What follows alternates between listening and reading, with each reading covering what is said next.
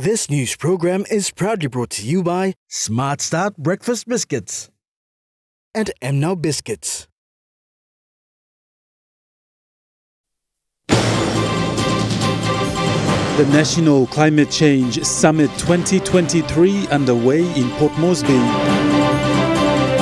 Bagheera mine landowners urged to allow mine negotiations to come to fruition. And as part of its marketing strategy, Telecom launched retail kiosks.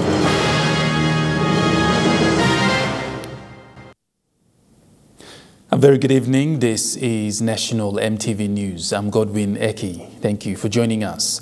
The National Climate Change Summit 2023 is a culminated event of the first summit that was held last year.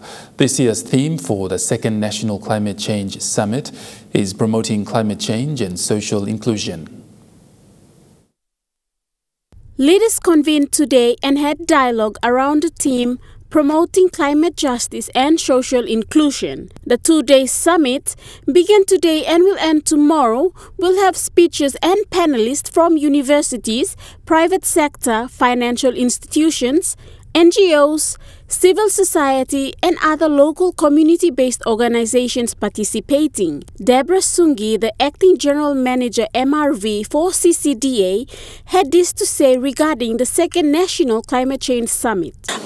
We see the need to have the summit basically to ensure that we produce outcome documents, and those outcome documents set pace for us to ensure we work to reach those targets every year when we are hosting this annual event. So we've started off last year.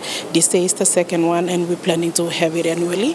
And having it annually not only in Port Moresby, but we are also looking at hosting it outside of Port Moresby as well. The summit will provide an update on the outcome of the first National Climate Change Summit that was hosted last year.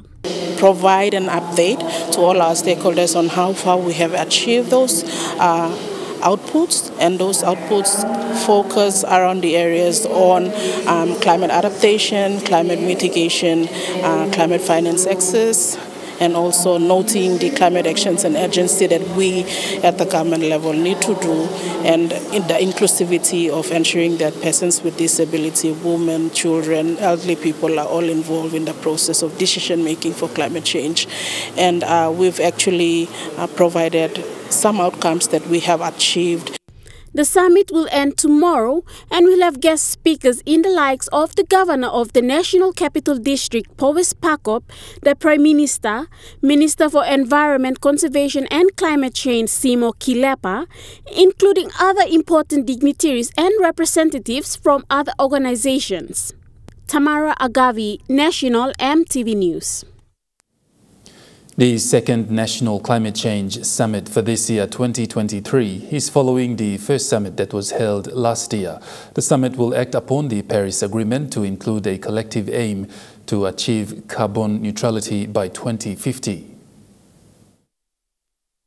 The summit brings together sectors that are vital in economic development from across the country and the region, as well as agencies that deal with climate change and the conservation of the environment. The first session for today's summit included panelists from the transport, works and highway sector to deliver their plans for development that includes energy efficiency as well as building sustainable and resilient infrastructure in the country. The summit will act upon the Paris Agreement to include a collective aim to achieve carbon neutrality by 2050. Giving his take on the current global emissions, Dr. Stephen Crimp, the Deputy Head of Climate at the Australian National University, gave reasons for mitigating climate change at the global stage. Deborah Sungi reiterated on what Dr. Crimp mentioned and further stated the need for involving everyone in the local communities that they live in to combat climate change. Effectively implemented if you don't have the voice of the people that will actually be feeling the impact and will be actually implementing the policies. So it will just be shelved out if there is no inclusivity. Hence, we want to focus the discussions for these 2 days around climate justice, around the social inclusion, to ensure everyone is involved in the process of climate change. Working with this year's theme of promoting climate justice and social inclusion, Papua New Guinea needs to make available access to climate finances to eventually meet the country's climate change goals, reduce poverty, and meet sustainable development goals. Tamara Agavi, National EMTV News. Landowners of Papua mine have been urged to allow the mine to operate to see their negotiation come into fruition. This was highlighted by the stakeholders at the Papua Development Forum held yesterday in Enga Province. Following the forum in Alatau a few days ago, the final meeting held in Pogera in the Enga province saw landowners present their position papers to the stakeholders.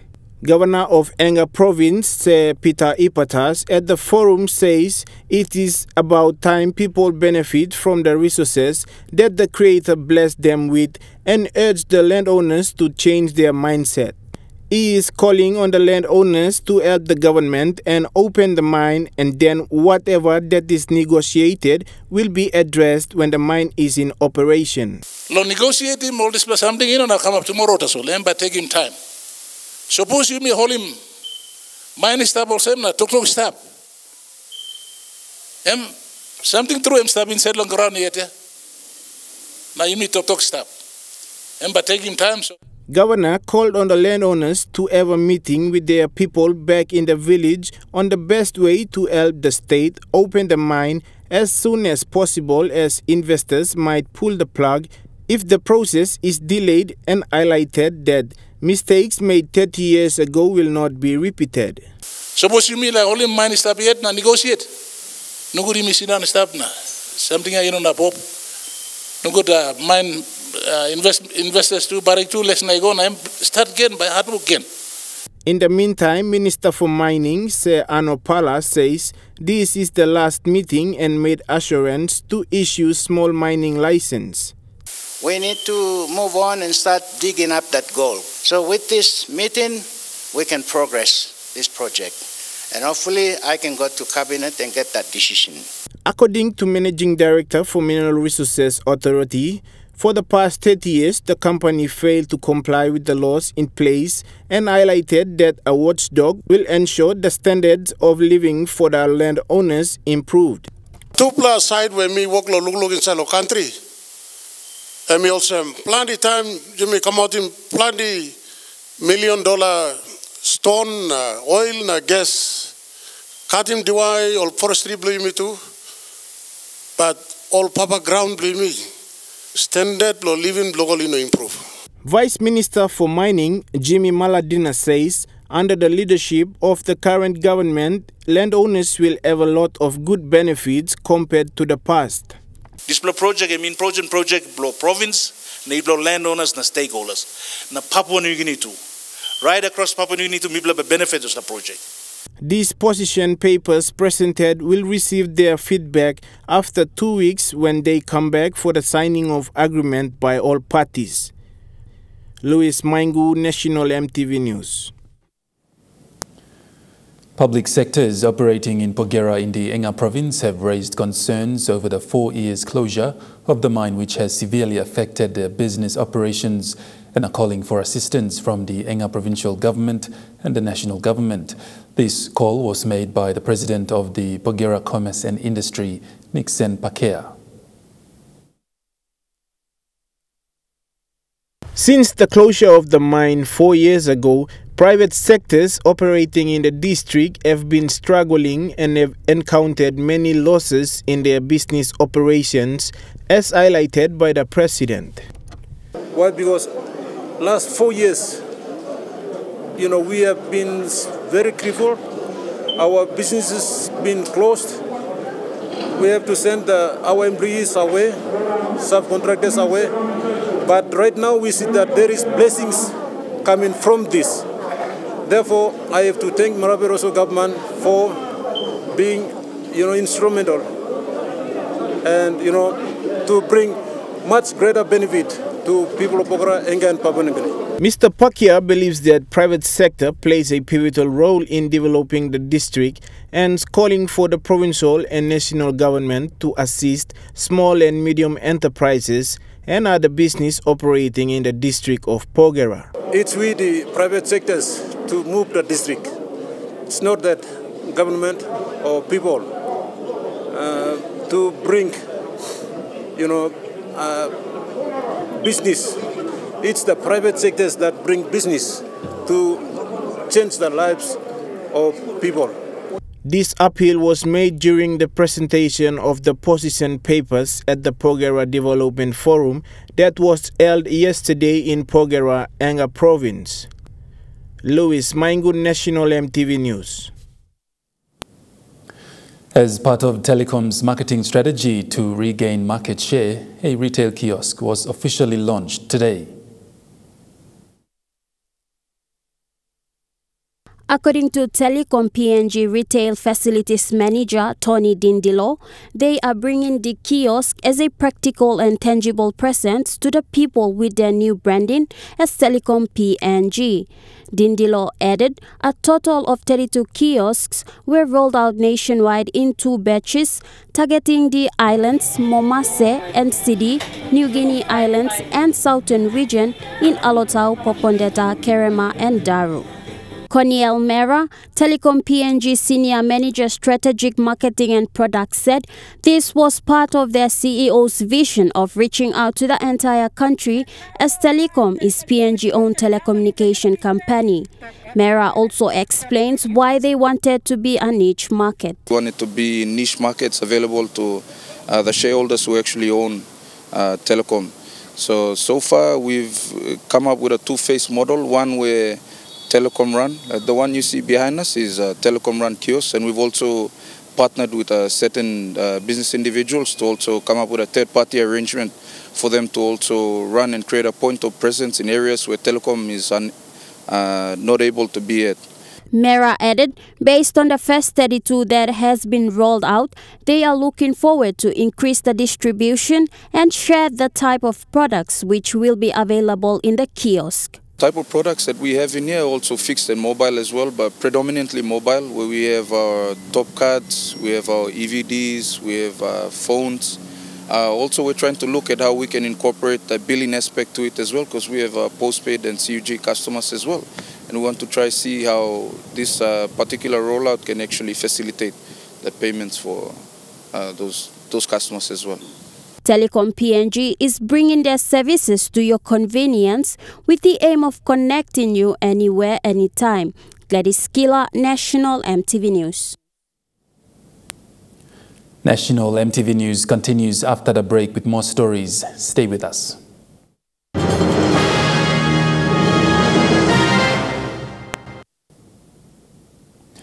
You're watching National EMTV News. A total of 416 students graduated today at the Mapex Training Institute in Port Moresby. These graduates received their certificates after 4 months of training under the Plant Operator and Motor Vehicle Training Program. These students were trained on different courses under the Plant Operator and Motor Vehicle Training Program, with theory and practical as well. Parents were encouraged by Managing Director of Mapex Training Institute, Marcus Palmen, not to give up in sponsoring their children for second chance in education, as their investment is not a waste. He also encouraged school dropouts not to involve in illicit activities, but to attend institutions that offer second chance. Reduce law and order situation in the community just by accepting all these law students, law Kisimon courses, so that we will not give them a second chance in life. He says his next plan is to set a technical university in the country. We also plan to establish a university, one technical university, anywhere around the country, one time. Katsere Tufina from the Department of Higher Education, Research, Science and Technology also stressed that human resources are the important asset of this country. Therefore, grade 10 and 12 dropouts need to attend such institutions to bring this country forward. Institutions like Mapex stepping up and taking up the challenge. And here we are witnessing some of our people, our very own men and women, being skilled, trained, and skilled with necessary skill set needed for the industry. Human capital development gives fruition to economic growth. Of all the resources any organization or any country or anyone could ever have is not the financial resources, it's not whatever assets or resources you have, it's the human resource. Esther Gane, National EMTV News. Mediation teams from Hela province received training on psychological first aid from Father Isaiah, who has been with Yarawi Catholic Parish in Hela province for 10 years. For the past 3 years, he has been leading teams of mediators in a peace-building ministry that seeks to address the high levels of tribal fights in the province. Father Isaiah says they focus more on helping others, especially the survivors of violence and prolonged crisis. Self-care is paramount for them because they are the middlemen when it comes to conflict resolution and making a decision that is agreeable for the conflicting parties. Father Isaiah's 16 mediators work across Koroboa and Tari. They were joined by mediators from the United Church from Komomagrima for a 2-day workshop on psychological first aid facilitated by UNFPA with support from UN Women. As part of the joint program to support local peace building efforts in the Highlands region, UNFPA and UN Women delivered sessions on self-care, nonviolent communications, and psychological first aid strategies for supporting survivors of violence. UNFPA and UN Women's support to peace building in the Highlands region aims to address the underlying causes of conflict responsible for the cycle of intergroup violence by providing mental health and psychological support, or MHPSS, to women, men, and youth. Earlier this year, UNFPA conducted psychological first aid training with partners in Laigam, Pogera, and Kopiamambum as part of the organization's response to ongoing tribal fight in the Enga province. Esther Gane, National EMTV News.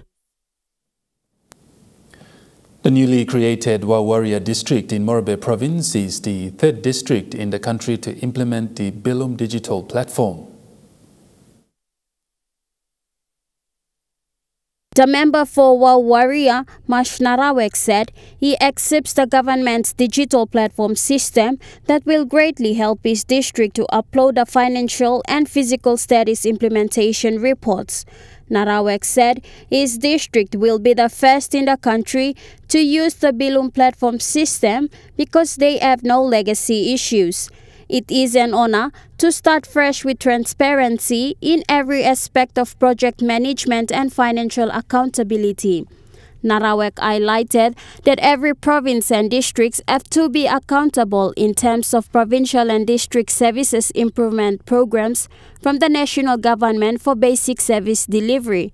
Mr. Narawek, an IT expert by profession, also challenged the IRD to accommodate public investment program funds received from the national government through the Department of National Planning and Monitoring into the digital platform system.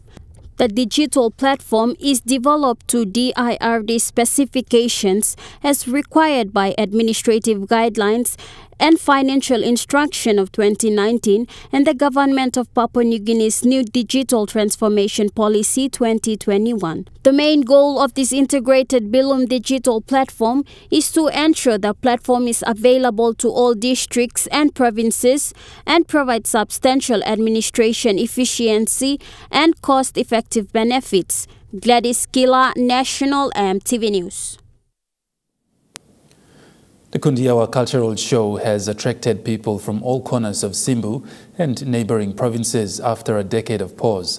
This vibrant event serves as a lead-up to the country's 48th independence set to take place on 16 September.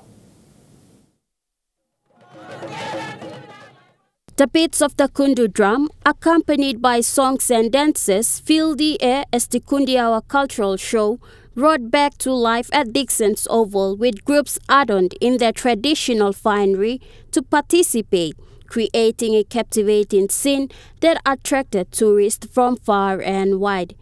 Member for Kundiawa Gembog, Honorable Mugua Dilu, extended a warm welcome and expressed gratitude to all invited guests, tourists, participants, and sponsors at the show. This show is an avenue to promote Simbu culture and at the same time boost the province economy. Dilu added the show was also organized to provide an opportunity for parents to pass down and teach their children about culture and the importance of preserving it. NCD Governor Powes Pakop was the guest of honor who officially launched the 2023 Kundiawa Cultural Show in the absence of Australia's High Commissioner, His Excellency Jonathan Phillip. Pakop highlighted the potential of culture and traditions, the stories, the dance, traditional dressings, and their customs, and encouraged the people of Simbu not to look elsewhere but to cherish and make the most of their cultural treasures. The revival of the Kundiawa show marks a momentous occasion, rekindling the spirit of tradition and unity among the people of Simbu and beyond. Gladys Killer, National EMTV News. The people of Simbu province have been challenged to harness their potential in commercializing culture and tourism. National Capital District Governor Powes Pakop issued this challenge yesterday when officiating the opening of the Kundiawa Cultural Show at Dixon Oval.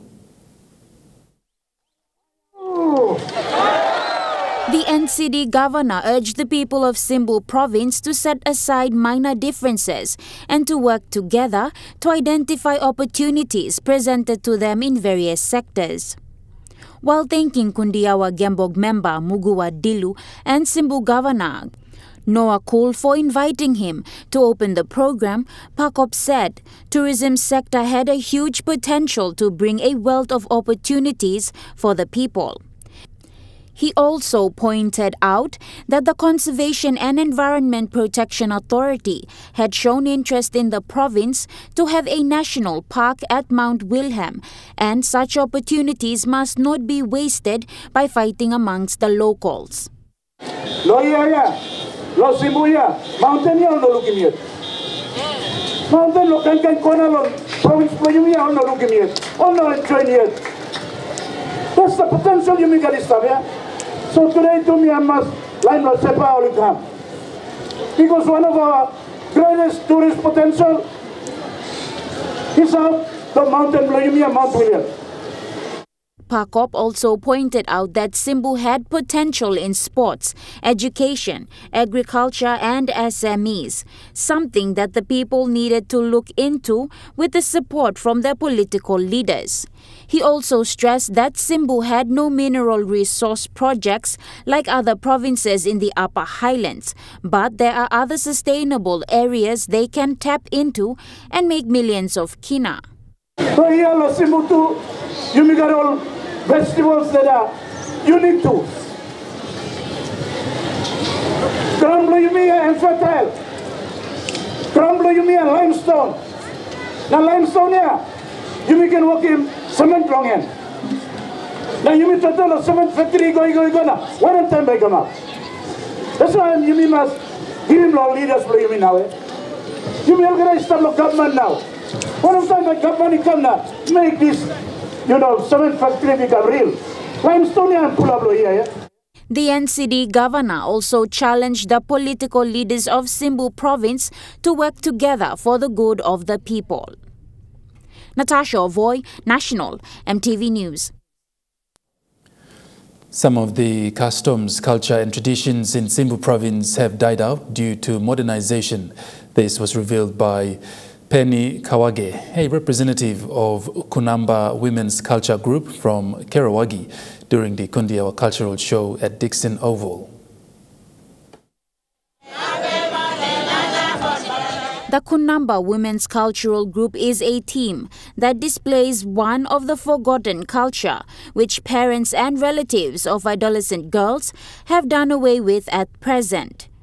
Penny Kawage, team representative of the Kunamba Women's Cultural Group, said in the past, when a girl saw her period for the first time, it was an occasion that was taken seriously by her family and female members of her tribe. Mrs. Kawage's team showcased the tradition in which the girl who saw her period for the first time would be secluded in a menstruation hut for up to 2 weeks to return to the community as a woman.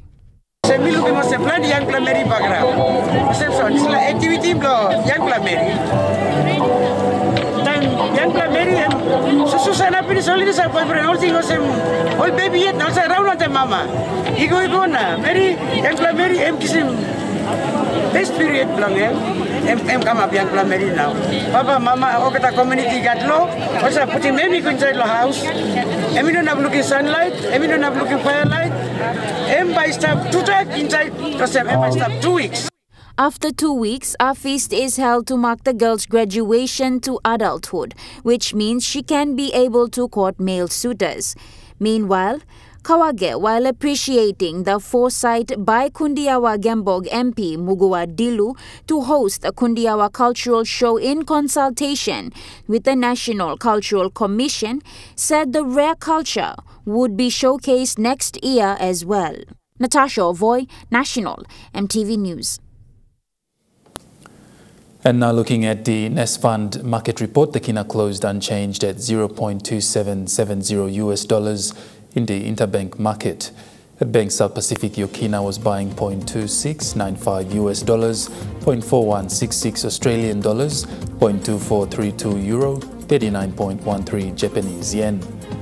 Looking at commodity prices at New York closed, gold is trading lower, coffee closed higher, cocoa closed higher, copra closed higher, palm oil closed lower, crude oil is trading higher, and copper closed lower.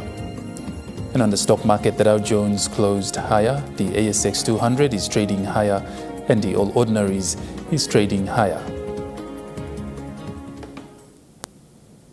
National EMTV News continues after the break. Stay with us.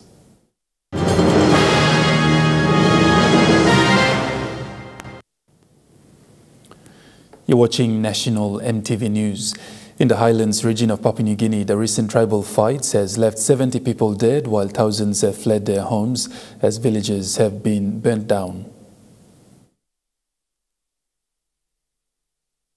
Right throughout this region are the remnants of homes like this one that have been burnt to the ground during this latest bout of tribal fighting. It's extending across quite a large area here along a stretch of highway where many tribes have gotten involved. Tribal fighting has been rife in Enga since the national election last year, but it's flared up in recent months. The violence here has been a series of escalating retribution attacks between two tribes and their allies in the area. Police say more than 60 people have been killed so far.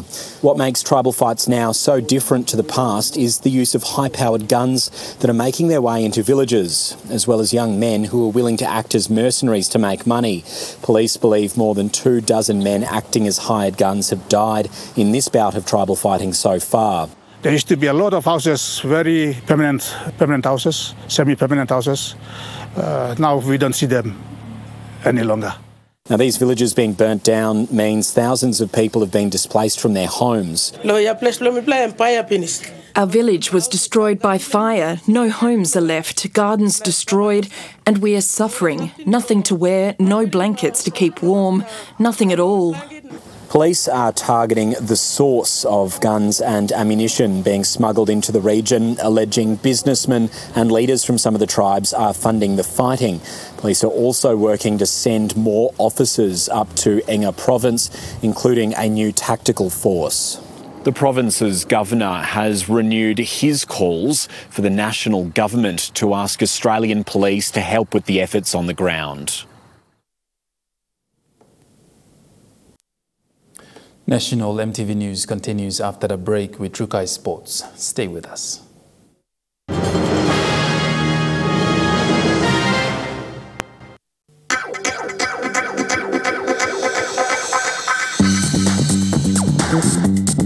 Trukai Sports.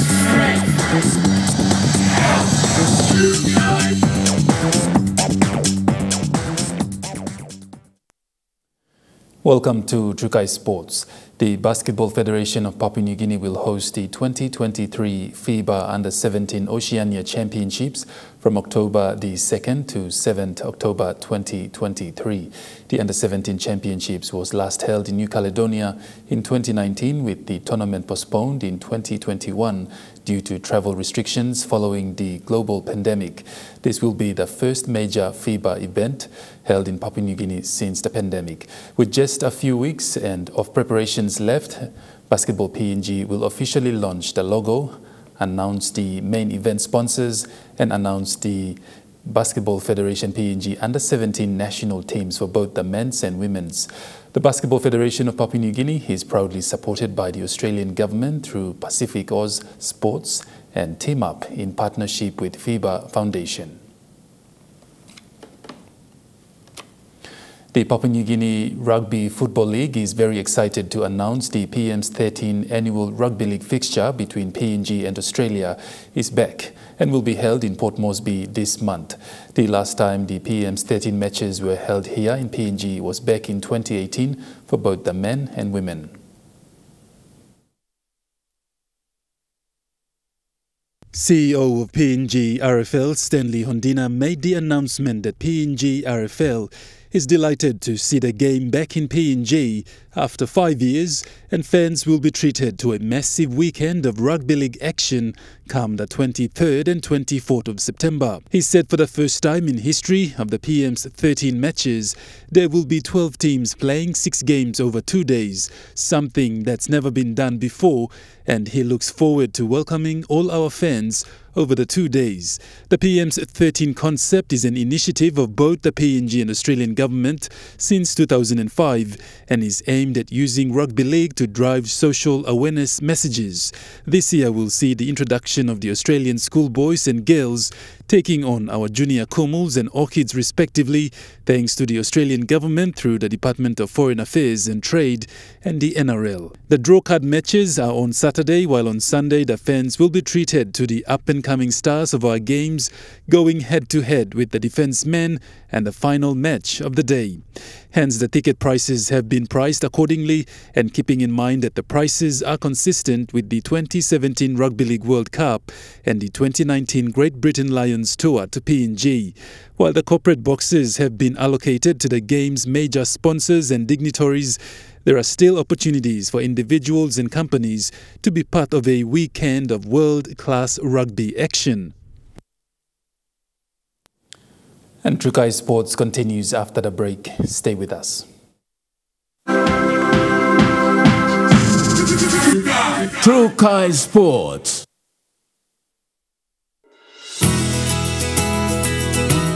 This weather update is proudly brought to you by MoneyPlus, with you always. Weather forecast for the next 24 hours: southern region, Port Moresby and Daru, windy with patchy drizzles. Kerema, cloudy with rain showers, drizzle and thunderstorms overnight. Alatau, cloudy with overnight patchy rain drizzle. Popondetta, partly cloudy with rain drizzles overnight.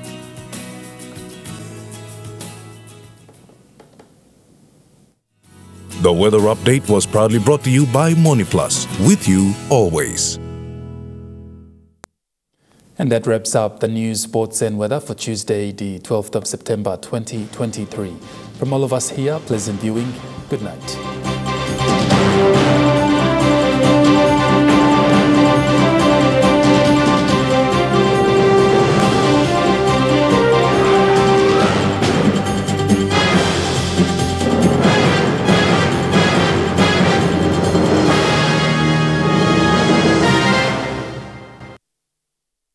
This news program was proudly brought to you by Smart Start Breakfast Biscuits and Gold Nuggets.